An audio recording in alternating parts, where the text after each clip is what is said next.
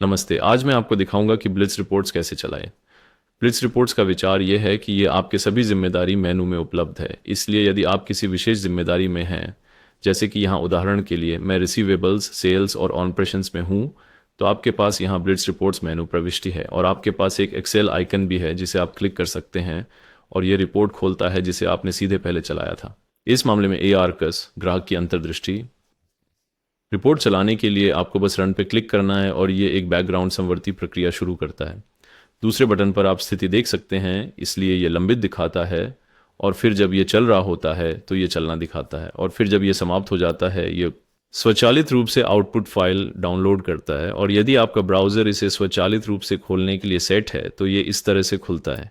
और विभिन्न रिपोर्ट का चयन करने के लिए आप यहाँ मूल्य सूची से एक अलग रिपोर्ट चुन सकते हैं या आप फील्ड में डबल क्लिक भी कर सकते हैं। आप प्रत्येक फील्ड पर डबल क्लिक कर सकते हैं ताकि मूल्य की सूची दिखाई दे। ये रिपोर्ट नामों के साथ साथ पैरामीटर्स के लिए भी उसी तरह काम करता है। तो अगर आपके पास एक पैरामीटर है, मान लीजिए यहाँ देश का नाम, तो आप बस डबल क्लिक करें और फिर देश का चयन करें और आप विभिन्न रिपोर्ट्स खोजने के लिए F1 का उपयोग भी कर सकते हैं। आप F1 पर क्लिक कर सकते हैं और फिर ये रिपोर्ट्स की सूची भी लाता है। जो जो रिपोर्ट आप देखते हैं वे लॉगिन जिम्मेदारी पर निर्भर करती हैं। इसलिए यदि आप एक सामान्य उपयोगकर्ता के रूप में कॉन्फ़िगर किए गए हैं तो आप केवल उस जिम्मेदारी की रिपोर्ट देखते हैं जिसके साथ आप वर्तमान में लॉगिन हैं। उदाहरण के लिए अभी मैं प्राप्तियों में हूँ, इसलिए मैं केवल प्राप्तियों की रिपोर्ट देखता हूँ और इसी तरह और रिपोर्टों की सूची सबसे हाल के रणनीति के अनुसार व्यवस्थित है। इसीलिए जो रिपोर्टें आपने सीधे पहले चलाईं वे सबसे ऊपर दिखाई जाती हैं। इसीलिए यदि आप हमेशा वही 3 रिपोर्ट चलाते हैं तो वे सूची के शीर्ष पर यहाँ दिखाई देंगी। उदाहरण के लिए बांसे अकाउंटिंग नियमों की सूची वह थी जो 2 रिपोर्ट्स पहले चलाई गई थी और इसी तरह। और आपके पास एक फुल टेक्स्ट सर्च भी है। तो यदि आपको रिपोर्ट नाम नहीं पता है तो आप बस एक सर्च स्ट्रिंग टाइप कर सकते हैं।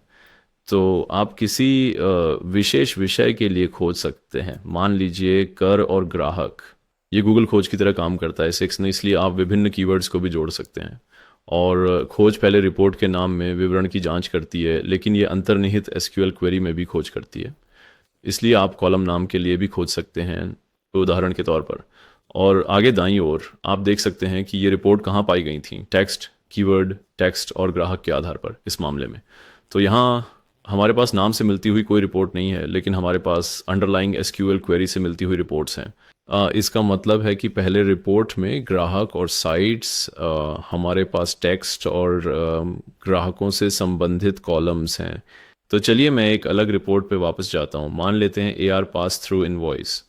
आप भी जब आपके पास एक रिपोर्ट खुली होती है तब भी आप चयन कर सकते हैं जो दूसरे फील्ड में टेम्पलेट्स। तो पहला फील्ड रिपोर्ट नाम फील्ड है, दूसरा फील्ड टेम्पलेट फील्ड है।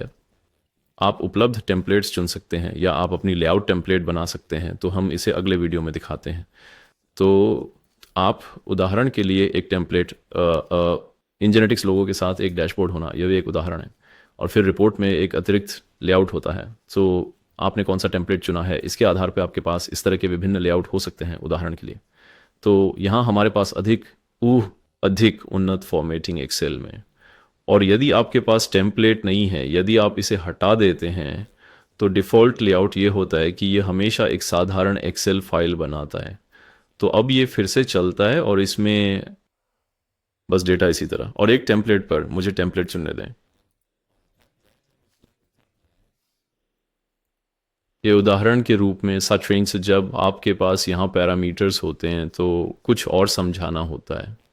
तो आप यहाँ सूची पर डबल क्लिक करके पैरामीटर्स भी चुन सकते हैं और आपके पास एक समय में एक से अधिक पैरामीटर चुनने की संभावना भी है। तो आप उदाहरण के लिए यहाँ इस मल्टीपल वैल्यूज़ चेकबॉक्स का उपयोग कर सकते हैं। अगर आप एक से अधिक ग्राहक के लिए रिपोर्ट चलाना चाहते हैं, उदाहरण के लिए आप कर सकते हैं। फिर ग्राहकों को चुनें या ओ सिंस ऑन द ये अब ग्राहक संख्या है, मुझे ग्राहक नाम के एक क्षेत्र में जाना है।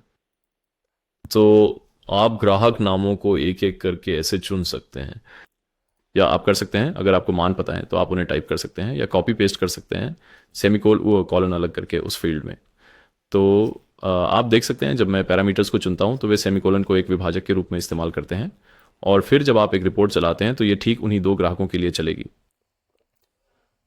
देखते हैं हमारे पास कोई डेटा है या नहीं। आप जानते हैं हम भाग्यशाली थे। हमारे पास उन दो ग्राहकों का डेटा है। दूसरी बात जो आप कर सकते हैं वह है कि आप एक एक करके टाइप करने या चुनने के बजाय आप इन्हें एक्सेल फाइल से कॉपी कर सकते हैं। उदाहरण के लिए यहाँ हमारे पास सबसे बड़े ग्राहक नामों की सूची है। तो आप एक्सेल फाइल से सिर्फ पैरामीटर मानों की सूची कॉपी कर सकते हैं और फिर आप इसे कॉपी और पेस्ट करें। कॉपी और पेस्ट करने के लिए आपको इस एडिटर विंडो पे क्लिक करना होगा या आप शॉर्ट की कंट्रोल का उपयोग कर सकते हैं एडिटर को लाने के लिए। मान पेस्ट करें और फिर ठीक पे क्लिक करें और इसे चलाएं। और ये बहुत सुविधाजनक है क्योंकि आप किसी अन्य एक्सेल फाइल से कॉपी किए गए पैरामीटर की सूची के लिए रिपोर्ट चला सकते हैं। अब आप देख सकते हैं कि ये केवल सबसे बड़े ग्राहकों के लिए चल रही है। दूसरी चीज़ जो आप इन पैरामीटर्स के साथ कर सकते हैं वह ये है कि आप उन्हें एक डिफ़ॉल्ट मान के रूप में सेव कर सकते हैं।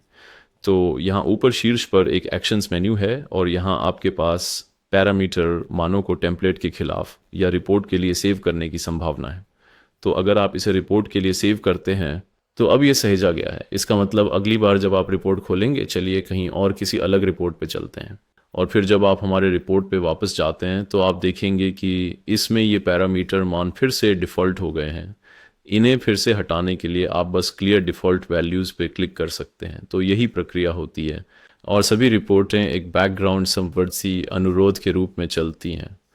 आप यहाँ व्यू रिक्वेस्ट्स पर भी जा सकते हैं और फिर यहाँ अनुरोध या रिपोर्ट भी देख सकते हैं। और आप उदाहरण के लिए यदि आप एक पिछला अनुरोध खोलना चाहते हैं तो आप बस व्यू आउटपुट पर क्लिक कर सकते हैं और ये उसी तरह काम करता है जैसे ओरेकल स्टैंडर्ड रिपोर्ट के साथ होता है। आप भी कर सकते हैं। यहाँ ये आउटपुट डेटा उत्पन्न नहीं कर रहा था, तो आप इन रिपोर्ट्स को शेड्यूल कर सकते हैं और डिलीवरी विकल्पों का उपयोग कर सकते हैं। तो मैं इसे बाद के वीडियो में भी दिखाऊंगा। और स्क्रीन पे दूसरी चीज़ ये है कि यहाँ दाएं तरफ आपके पास एक ड्रॉप डाउन सूची है और ये ड्रॉप डाउन सूची श्रेणियाँ दिखाती है। तो रिपोर्ट्स को विशेष श्रेणियों में जोड़ा जा सकता है और फिर आप उन्हें जल्दी से एक्सेस कर सकते हैं। तो उदाहरण के लिए हमारे out of the box reports वे इंजीनेटिक्स श्रेणी में हैं। अगर आप उनमें से कोई चुनना चाहते हैं तो आप बस श्रेणी पर क्लिक कर सकते हैं और फिर उनमें से कोई रिपोर्ट चुन सकते हैं। या आप यहाँ एक प्रकाशक हो सकते हैं। हमारे पास कुछ रिपोर्ट्स भी हैं जो आयात की गई हैं ओरेकल मानक से। मान लें यहाँ इसको एयर अकाउंटिंग रूल्स लिस्टिंग, और फिर हम रिपोर्ट्स का चयन इस तरह कर सकते हैं। ठीक है, ये ब्लिट्स रिपोर्ट्स कैसे चलाएं, कैसे चुनें और कैसे चलाएं, इसका एक छोटा सा परिचय था। देखने के लिए धन्यवाद।